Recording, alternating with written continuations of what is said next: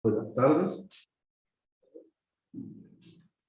Quisiera invitarles a leer en esta oportunidad la palabra del Señor en la carta a los Hebreos. Hebreos, capítulo 2. Carta a los Hebreos, capítulo 2.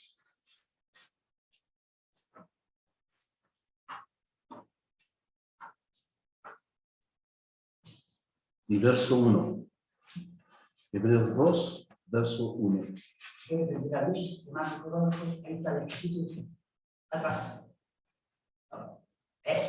Okay.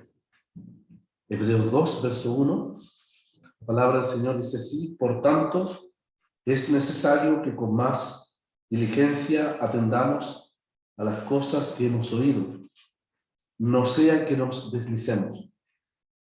Porque si la palabra dicha por medio de ángeles fue firme, y toda transgresión y desobediencia recibió justa retribución, ¿cómo escaparemos nosotros si descuidamos una salvación tan grande, la cual, habiendo sido anunciada primeramente por el Señor, nos fue confirmada por los que oyeron, testificando Dios juntamente con ellos, con señales y prodigios y diversos milagros y repartimientos del Espíritu Santo según su voluntad?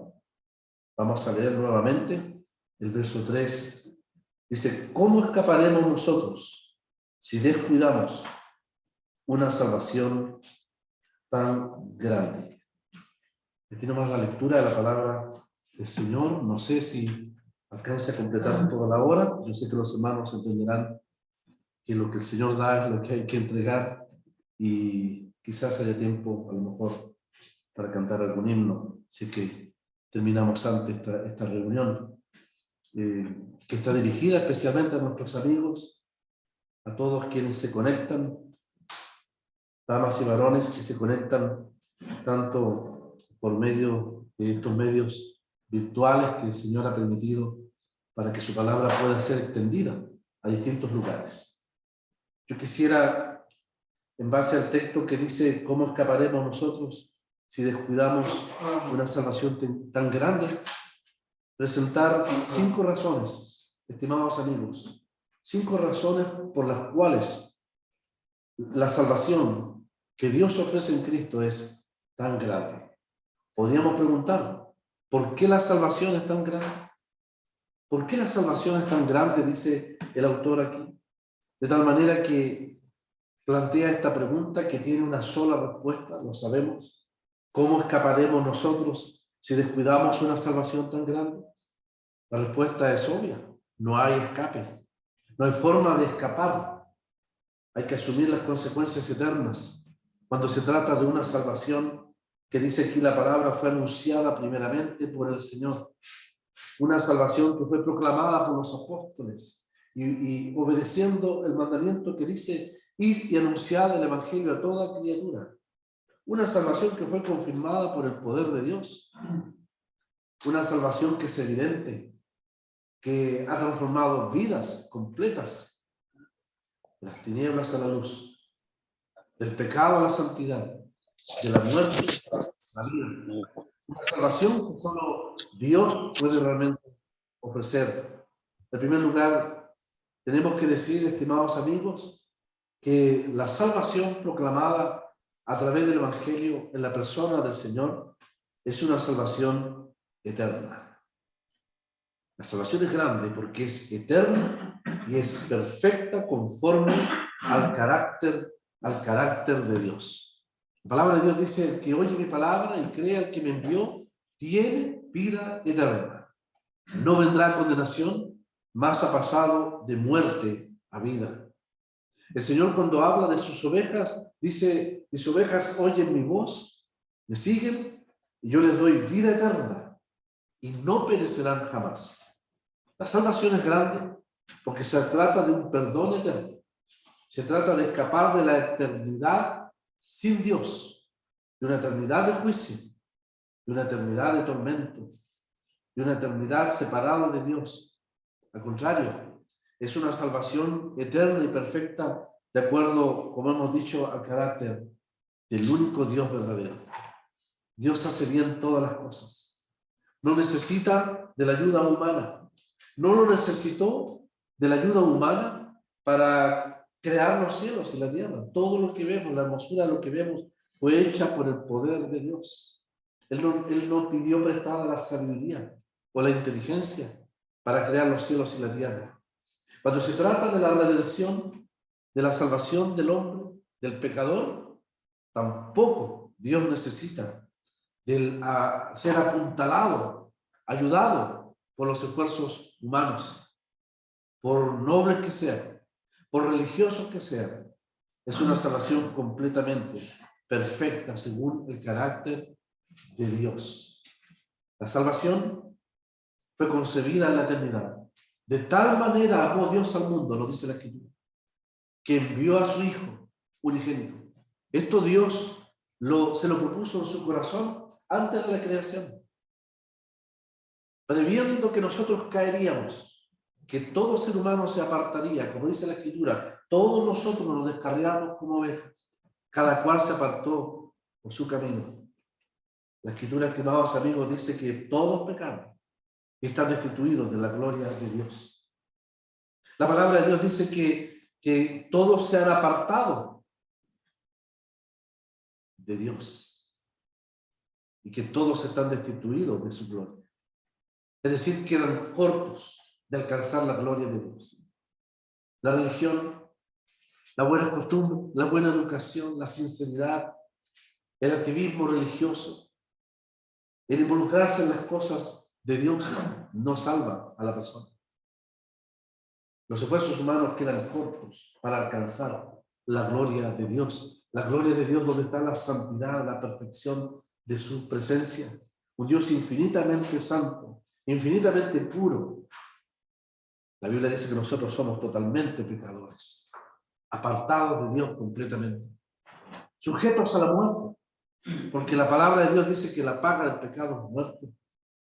Esa es la condición de todo ser humano sin Cristo. Por eso es que necesita salvación. Por eso es que necesita ser salvado de la muerte eterna, del justo castigo que espera a todo ser humano sin Cristo por causa de sus pecados. Hay más allá de la muerte el juicio. La Biblia dice, está establecido para los hombres que mueran una sola vez y después de esto el juicio. Hay una eternidad. La Biblia sin ningún tapujo, claramente, y esto nos estremece realmente, estimados amigos, habla de una condenación eterna. Dios no quiere que nadie perezca.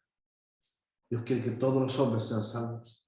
Por eso es que Él planeó una salvación eterna conforme al carácter de Dios. No necesita Dios de tu ayuda.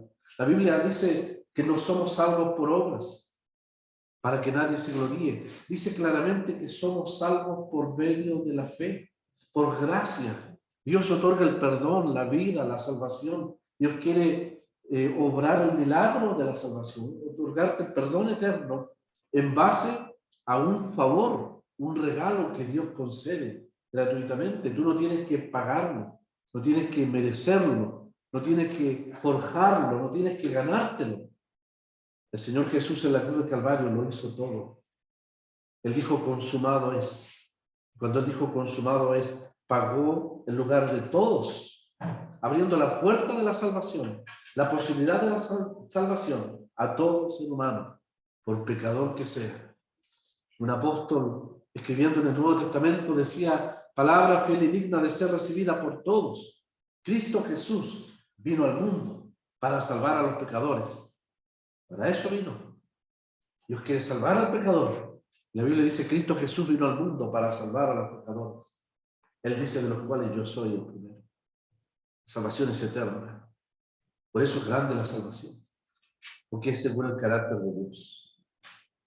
Seguramente los hermanos recuerdan la historia de aquella fiel mujer cristiana que contratando a un maestro para terminarle y hacerle una linda reja, cada vez que venía la hora del tecito, de la 11, lo invitaba a tomarse un tecito en su casa y le hablaba de la palabra de Dios. No sé cómo se llamaba, si Pedro o Juan, pero cualquiera sea su nombre, aquel hombre, aquel maestro, nunca quiso aceptarlo.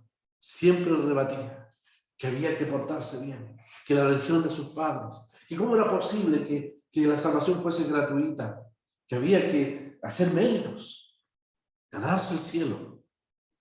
Llegó el día en que se terminó la reja y entonces llegaba el día del pago y aquella fiel mujer le dice, maestro, mire, el maestro le muestra la reja, por supuesto, terminada, y ella le dice, mire, tráigame una escofina, un martillo y un cincel.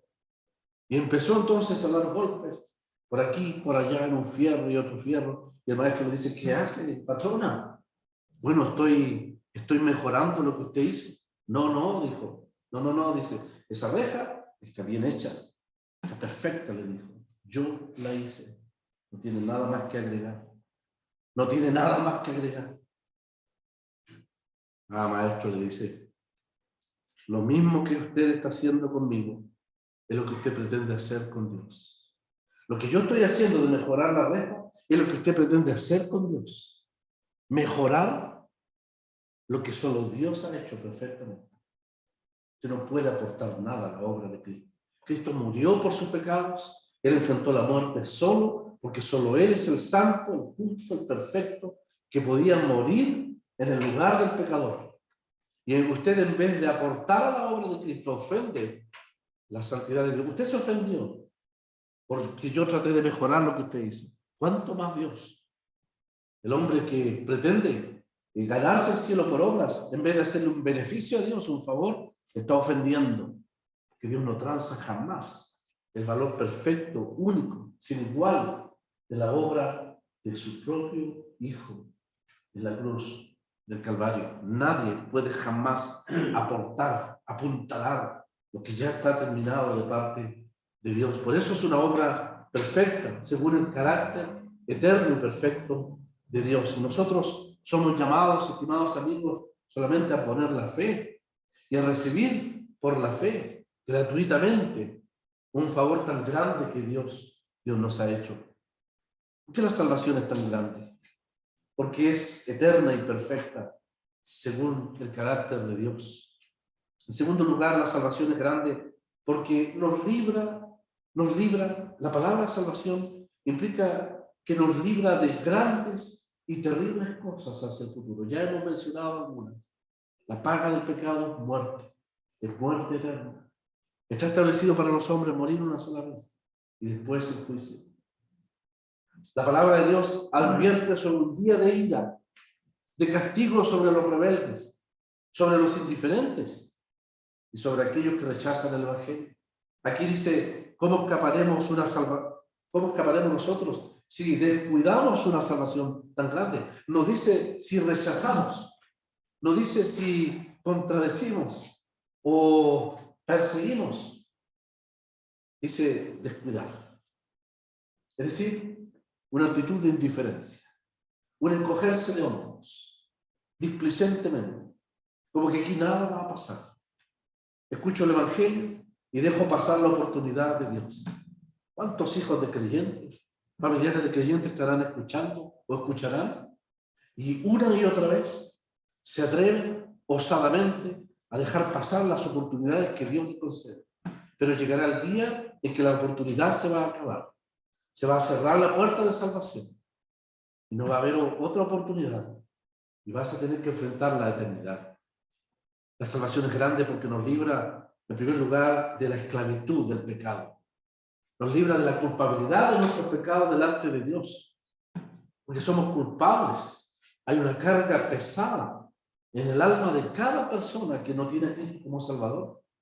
Y a medida que pasan los años, esa carga se agranda, es una culpabilidad delante de Dios, que merece una pena, merece un castigo. Porque el pecado es una ofensa a la santidad de Dios. El pecado es un insulto a la santidad de Dios y un mal cometido contra el prójimo. ¿Por qué Cristo tuvo que sufrir? ¿Por qué Cristo murió en la cruz del Calvario? ¿Por qué Dios acepta el sacrificio, la muerte, los sufrimientos indecibles de su propio Hijo para salvar al pecador. ¿Por qué? ¿Por qué la salvación tuvo que gestarse en base al sufrimiento de una víctima santa como el Señor? ¿Sabe por qué, amigo? Porque el pecado produce dolor. Porque el pecado ofende a Dios y el pecado hiere al prójimo. Y en las cuentas de Dios, en la contabilidad de Dios, alguien tiene que pagar el daño hecho. Si no lo pagas tú mismo en la eternidad, llevando el castigo de tus propios pecados, o lo paga otro por ti. El pecado significa realmente sufrimiento. Recordábamos con los hermanos allí en Quillota, en la mañana, esta gran verdad. Cristo murió, Cristo sufrió. Él fue molido por nuestros pecados. Dios lo sujetó al dolor. Dice, Jehová cargó sobre él el pecado de todos nosotros. Angustiado él y afligido. Aunque nunca hizo maldad, ni hubo engaño en su boca. Con todo, dice, Jehová quiso quebrantarlo. Porque el pecado produce daño. Ahí está ese país, ese gran país, invadiendo a otro. Invadiendo a otro. Ahí hay sufrimiento. Mire las noticias en Ucrania. Hay dolor, hay madres sin hijos. Hay viudas, hay viudos. Hay hambre, hay dolor, hay angustia, hay clamor. A alguien se le ocurre en su rapiña tomar una región y no toma las dimensiones del sufrimiento. Esos mismos que están ahí han causado gran sufrimiento en el país de Siria. Y vino un día en que, producto de la guerra, de la misma ambición, miles y miles de sirios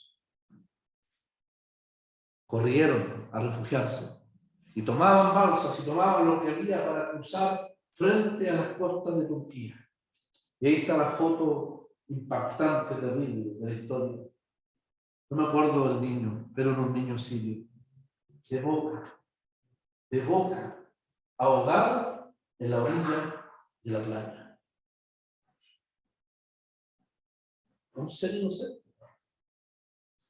que no tiene culpabilidad de la guerra, de las ambiciones, de las crueldades del corazón humano. Y yo decía, ¿quién va a pagar por él? ¿A quién se le va a pedir la cuenta por él? Vendrá un día en que Dios de alguna manera va a pedir la cuenta por esa vida que pereció, producto de la maldad humana. Esa fue la muerte de un niño. ¿Qué del abuso de una persona? Del robo, del engaño, de la traición, del adulterio. ¿Cuánto dolor? El pecado produce dolor. Entristece el corazón de Dios. La matemática de Dios no falla. Alguien tiene que pagar el daño hecho. Y si dolor ha producido la historia humana, de la cual nosotros somos partícipes, tú con tu pecado y yo con el mío, Cristo llevó el inmenso sufrimiento del dolor que Dios produjo en él por causa de nuestros pecados. No solamente es un asunto de transgredir la santidad de Dios. El pecado tiene su culpa y sus consecuencias. Cristo sufrió. Cristo padeció por nuestros pecados, dice la Escritura. Él pagó el precio que nadie puede pagar. Gracias a Dios por eso. Porque al morir por todo pecador, escúchelo bien, por todo pecador, el Señor abre la puerta de la posibilidad de la salvación y del perdón a todo pecador en este tiempo presente. Nos libra de la culpa y de la esclavitud del pecado. Nos libra de la ira de Dios, porque está establecido un día en el cual Dios juzgará al mundo con justicia. Dijo el apóstol Pablo, ahí en el Areópago de Atenas, está establecido para los hombres, no solo que mueran una sola vez, sino que además está establecido un día en el cual Dios juzgará con justicia a este mundo y a cada ser humano.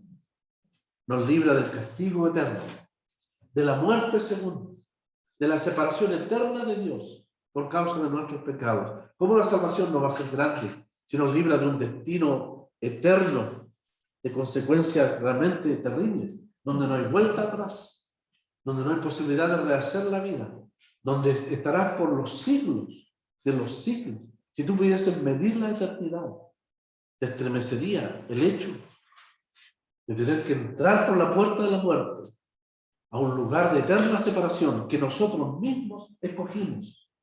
No es necesario que tú te opongas al Evangelio. Basta con que descuides la salvación y te estás exponiendo a una perdición eterna. El amor de Dios no quiere eso. Él dio a su Hijo para que nadie se pierda. Para que nadie se pierda, sino que todos, dice la Escritura, procedan al arrepentimiento. ¿Por qué la salvación entonces, estimados amigos, es grande? Porque nos libra de grandes y terribles cosas. Que el que habla en esta hora por su incapacidad y pequeñez en el hablar no puede describirte. No puede describirte. Nosotros mismos nos estremecemos frente al hecho de lo que significaría la eternidad sin salvación. En tercer lugar, estimados amigos, la salvación es grande la salvación, porque a diferencia de un castigo eterno, nos ofrece grandes bendiciones, eternas bendiciones. Ser hecho hijo de Dios. El Señor nos enseñó que los que creen en su nombre, a los que le reciben, a los que creen en su nombre, son hechos hijos de Dios. Lo primero que ocurre cuando la persona se convierte, cuando pone la fe en Cristo, es hecho hijo de Dios. Una persona perdonada, salvada. Una persona que es hecha, nacida de nuevo. Es una obra milagrosa que Dios hace en lo profundo del ser. Nos hace hijos de Dios. Eso significa que entramos en el ámbito de la comunión con Dios. Este libro, esta carta a los Hebreos, que seguramente muchos de los amigos que escuchan no la han leído nunca, pero quiero decirle que este libro nos habla de una familia. Dice que tenemos una familia, somos una familia, los que por la fe hemos aceptado a Cristo. Nos habla de una casa, nos habla de una ciudad celestial. Por ahí, por el capítulo 12, habla de la Jerusalén, la celestial, una ciudad para todos los redimidos. Nos habla de una patria. Pueden haber personas sin patria, refugiados, huyendo, pero espiritualmente cada creyente tiene una patria, y esa patria es celestial. Nos habla de una herencia en los cielos. Y finalmente termina diciendo un reino inconmovible, que nunca terminará. Los reinos humanos quedan en la historia. Las ciudades humanas perecen, pero la ciudad celestial tiene fundamentos que el paso del tiempo jamás va a erosionar. Tiene pilares que nunca se deshacerán. Como eterna es la salvación que tenemos, eterna es la ciudad en la cual viviremos. Como eterna es la salvación que tenemos, eterno es el reino que compartiremos. El Señor compartirá con nosotros allí en los cielos. Es una esperanza realmente gloriosa. Un día el Señor vendrá y nosotros que estamos vivos seremos transformados. Los que ya están con el Señor, ellos verán al Señor primero. Dios los traerá con Él, con ellos, los traerá con Él a las nubes, en el aire, a las nubes, en el aire. Y toda la iglesia, desde el día de Pentecostés en adelante, en otras palabras, desde que fue formada la iglesia, 2000 años atrás, todos los redimidos, los que están en el cielo y los que están aquí, seremos reunidos para estar siempre con el Señor. Por eso la salvación es grande, porque Dios ofrece un futuro glorioso, una esperanza realmente segura y eterna.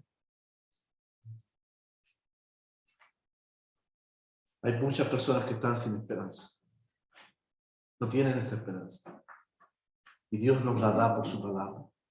¿Cómo escaparemos, dice el autor, si descuidar una salvación tan grande? Es cosa que escuches hoy día y no atiendas al mensaje y te atrevas a dejar pasar un día más y está descuidando una salvación tan grande. Y hay el riesgo de que nunca más vuelvas a escuchar del mensaje de Dios, de que ya no haya ni siquiera una pantalla Zoom, ni un medio virtual, ni un local abierto donde se predique la palabra. Ya será demasiado tarde. La iglesia estará en el cielo y muchos engañadores saldrán a tratar de dar una explicación, un engaño hacia el mundo. Será demasiado tarde. Por eso la salvación es para ahora, ni siquiera es para hoy, es para ahora. La Biblia dice, ahora es el tiempo aceptable, ahora es el día de salvación. Dios no salva a nadie mañana, lo digo con mucha seguridad. O en otras palabras, la salvación no es para mañana. Cristo es Salvador ahora. El mañana nadie lo sabe, nadie puede contar con el mañana. Por eso el Señor le dijo al ladrón en la cruz, ese ladrón que se arrepintió, ese ladrón que confió en Él, que reconoció que estaba perdido, que veía que el infierno, la eternidad, se abría a sus pies, que tuvo temor de Dios de cara a la muerte, le dijo, acuérdate de mí cuando vengas en tu reino. Él estaba mirando hacia el futuro porque sabía que si alguien merecía un reino era el Señor. Y en aquel día de la resurrección, porque ladrón era, pero judío también era. Y desde niño se le enseñó en la sinagoga que los justos recibirían un reino. Y había uno solo en aquella cruz. En el Calvario había solo un justo que merecía realmente un reino. Acuérdate de mí en ese día, le dice.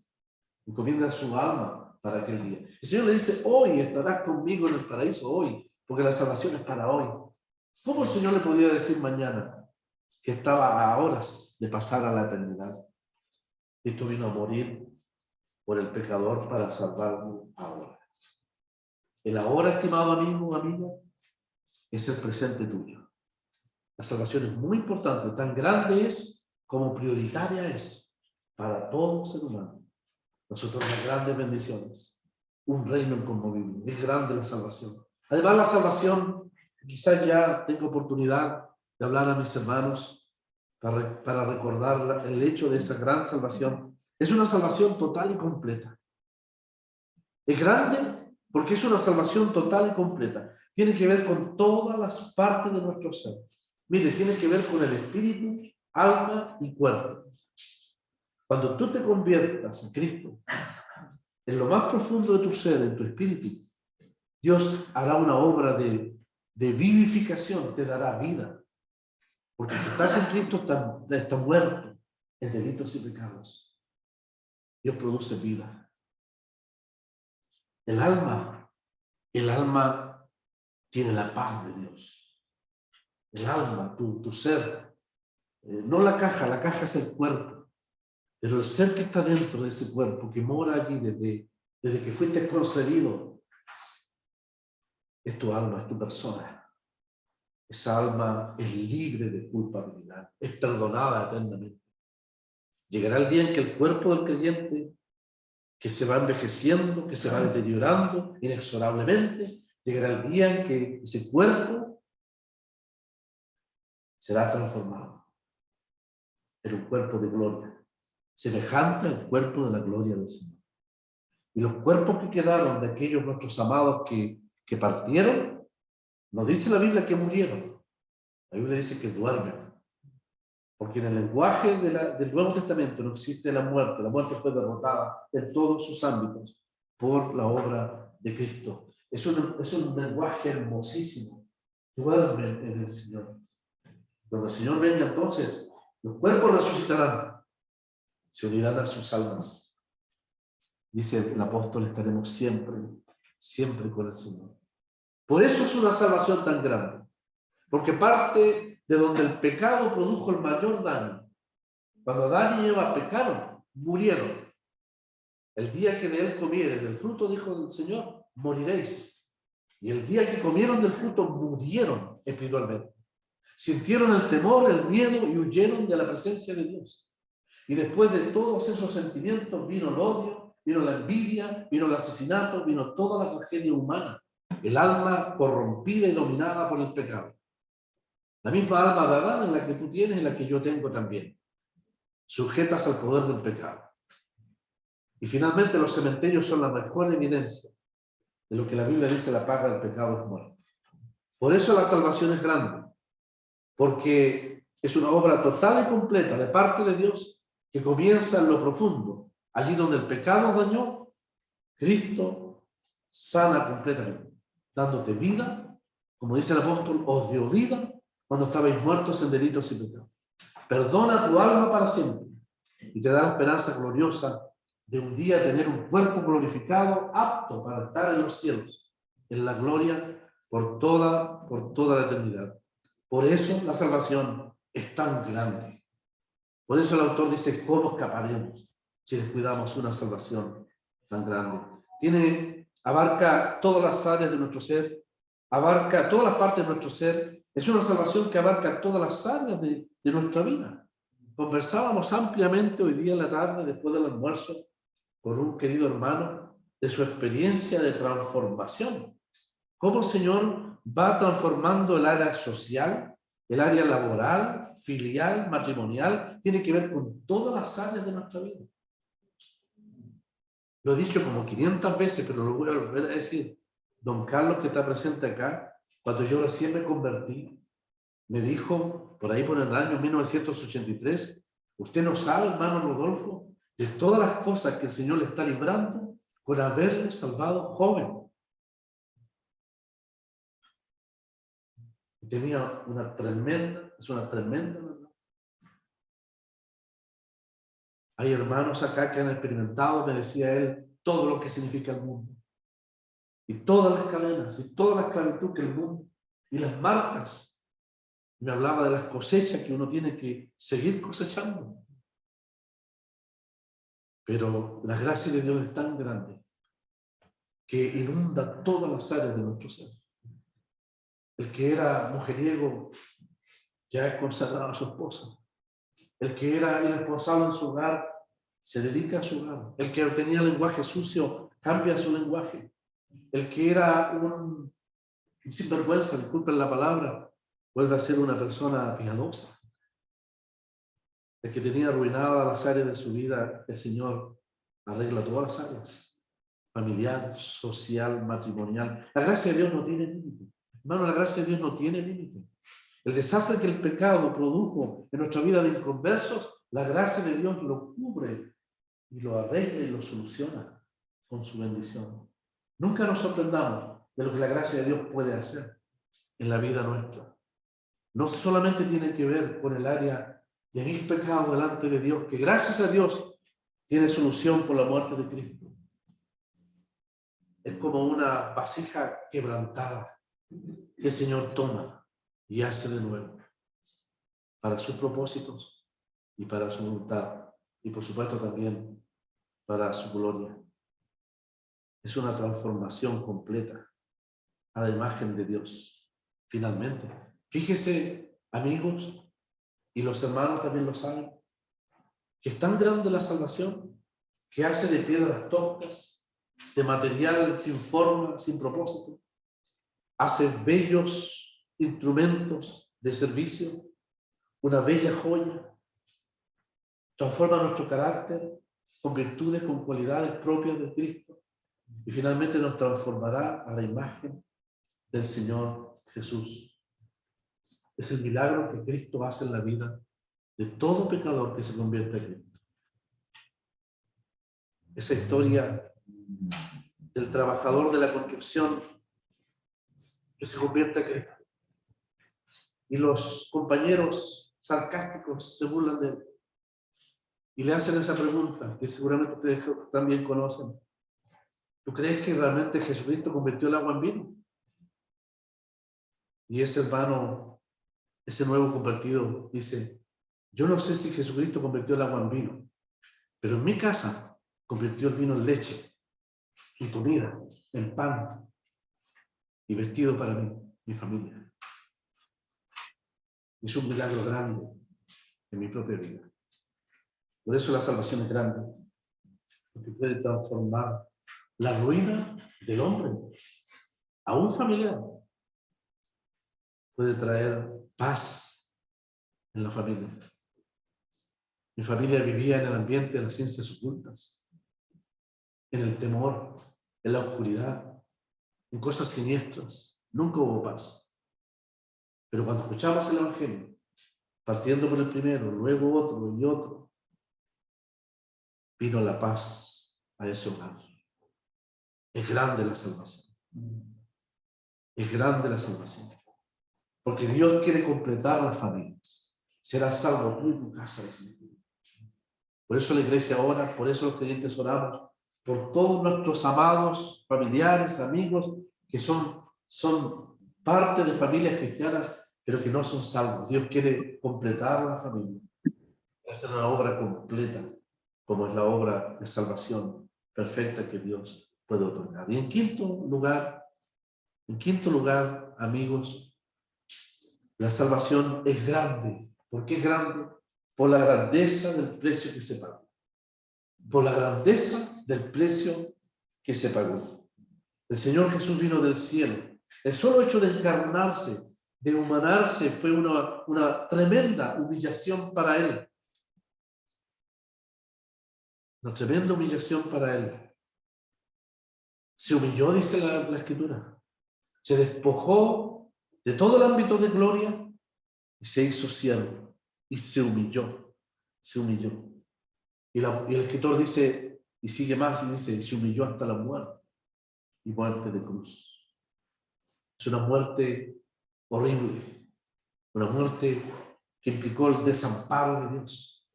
Que implicó el precio de su propia sangre. Por eso el escritor Pedro dice, hablando a los creyentes, dice, fuimos rescatados con la sangre preciosa de Cristo. Una sangre que no puede ser medido su valor. Solo Dios mide ese valor. Para nosotros es un valor eterno realmente. Tan grande como el valor del amor de Dios para nosotros. Es el valor de la vida de una persona, de un hombre santo, de un ser que honró a Dios, del perfecto, santo Cordero de Dios. Es el valor del Hijo de Dios. Dios hecho hombre, en la persona de Cristo Jesús. Cristo se ofreció en el Calvario, ofreció una vida preciosa. Cuando hablamos de sangre, es imposible no hablar de su vida. Pero cuando hablamos de sangre, se habla de una vida entregada, de una vida que experimenta muerte. La sangre nos lleva a pensar en muerte, en sufrimiento, sangre derramada, sangre entregada, vida entregada por nosotros. Es una sangre preciosa, de gran valor, por la eficacia de aquella sangre. Dice la Escritura, nos limpia de todo pecado. Nos limpia de todo pecado. Por la eficacia y por el alcance de salvación que esa sangre entregada logra para el pecador delante de Dios. Dios acepta la ofrenda del cuerpo de Jesucristo, el derramamiento de su sangre, la ofrenda de su sangre a favor del pecador para perdonarlo. La sangre paga. La vida de Jesucristo pagó todo el daño, todo el insulto a la justicia de Dios y todo el daño hecho al prójimo, todo el sufrimiento que los seres humanos por nuestro pecado hemos producido, Cristo lo pagó a través de su sangre. Si la paga del pecado es muerte, Él murió por nuestro pecado, no por su propio pecado, sino por los pecados nuestros. De manera que cuando Él estuvo en la cruz, allí, clavado, dice la Escritura, Dios cargó sobre Él el pecado de todos nosotros. Y la ira de Dios se derramó sobre el Señor. Dios le castigó a Él para salvarnos a nosotros. Es un precio muy grande que jamás podrá ser pagado. Jamás podrá ser pagado. Una deuda tan grande como la nuestra jamás podrá ser pagada por esfuerzos humanos. Solo Dios lo hizo por medio de la entrega de su propio y bendito Hijo. Una deuda tan grande. Una deuda tan grande, ¿quién la puede pagar? Eso escribió, esa expresión, una deuda tan grande, ¿quién la puede pagar? La escribió un hijo de un ministro del zar de Rusia. Cadete, o más que cadete, un oficial del ejército de Prusia, hijo de un ministro. Se le había encomendado el cuidado de todos los bienes, la economía del regimiento, la contabilidad del regimiento, pero había empezado a robar, y había empezado a sacar dinero. Y en los libros de cuentas el hoyo era cada vez más grande, hasta que un día se escucha la noticia que el zar viene en persona a fiscalizar el comportamiento del ejército. Y va a pedir cuentas a sus oficiales y obviamente las cuentas de todos los gastos. Qué terrible noche para aquel joven. Estuvo toda la noche tratando de arreglar las cuentas. Y un hoyo contable tan grande no podía ser pagado. Hasta las altas horas de la madrugada trató de buscar una solución. Y la única solución partía o por reconocer la vergüenza pública. La vergüenza de su padre. La vergüenza pública de su padre y del mismo. Ante el mismo zar de Prusia, rey de Prusia. Qué terrible situación, ¿qué hacer? La mente corre rápido. En un momento un pensamiento siniestro pasó por su mente. Mejor escapar de la vergüenza. A su padre, la mancha de su reputación y su buen nombre. Y de su propia carrera. ¿Cómo pagar una deuda tan grande? Sacó su revólver y lo puso al lado de los libros de cuentas. Pensando cometer un gran error, otro más a lo que ya había hecho. Y antes de cometer su acto de suicidio, escribió en el libro de cuentas final, dice, ¿sabe qué escribió? Una deuda tan grande, ¿quién la puede pagar? Y se quedó dormido. Abrumado por la angustia, la desesperación, se quedó dormido. El mismo día que llegó el zar, el rey de Prusia. La historia dice que él entró. El zar salió en la noche a fiscalizar y vio una luz prendida, la de uno de los oficiales. Entró sigilosamente y vio la escena.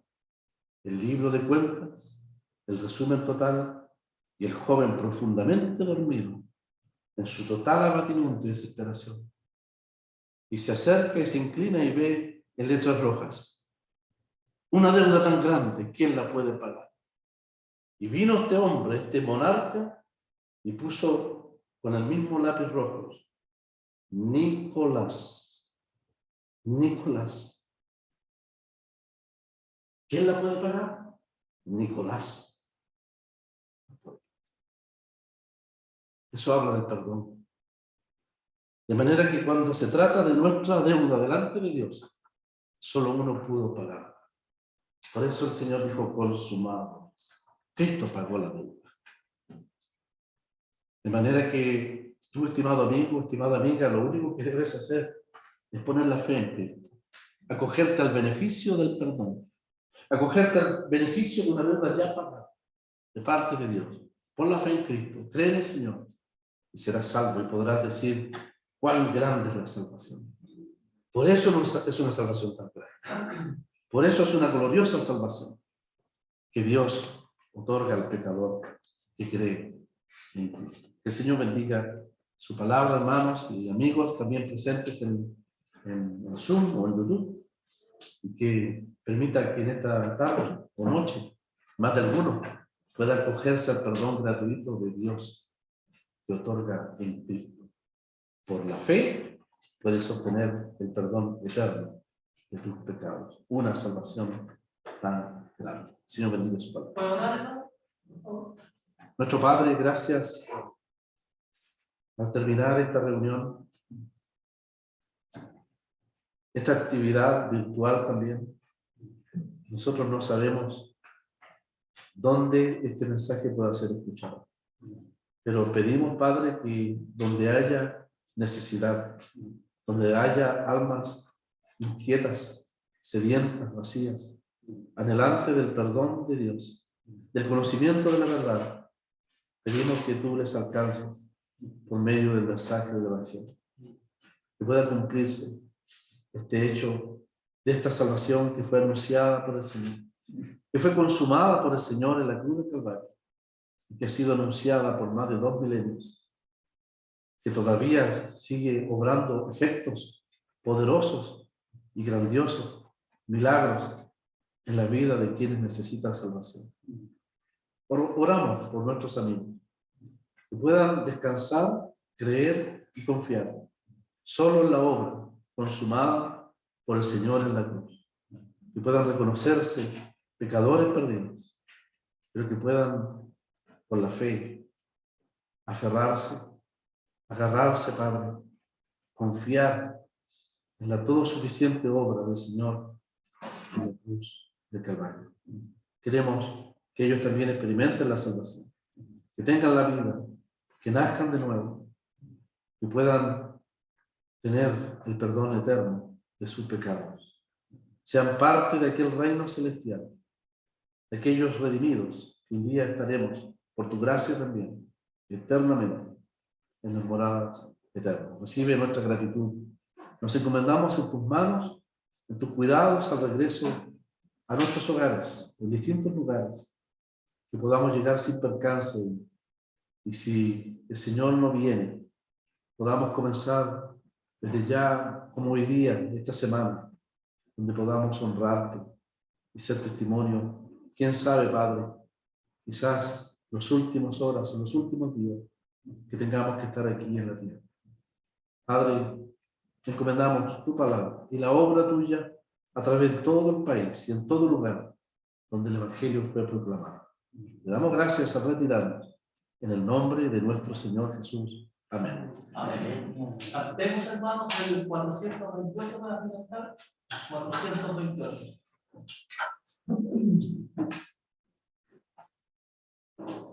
Qué maravilloso perdón recibí, y sobre gracia salvóme a mí. Mis culpas todas te yo, y solo por gracia salvo soy. Solo por gracia salvo soy. Solo por gracia salvo soy.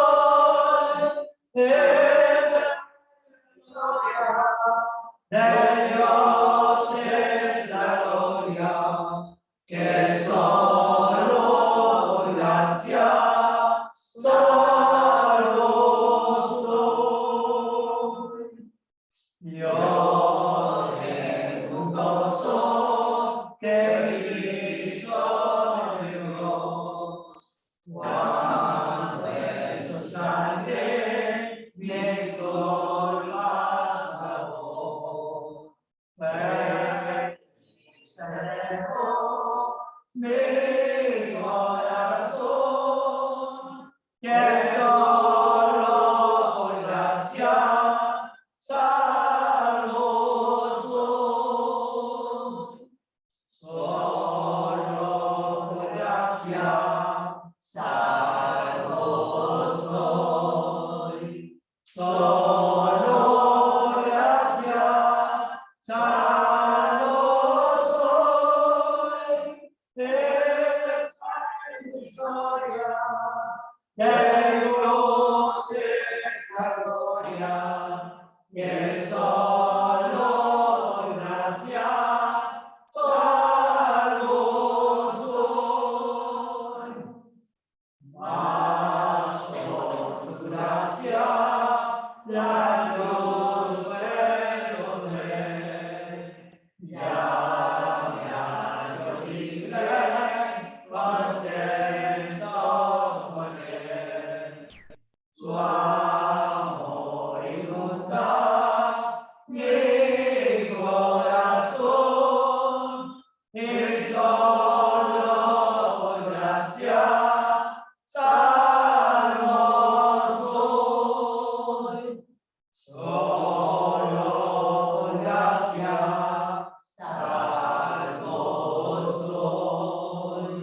solo por gracia, salvo soy. Esa es mi historia, de Dios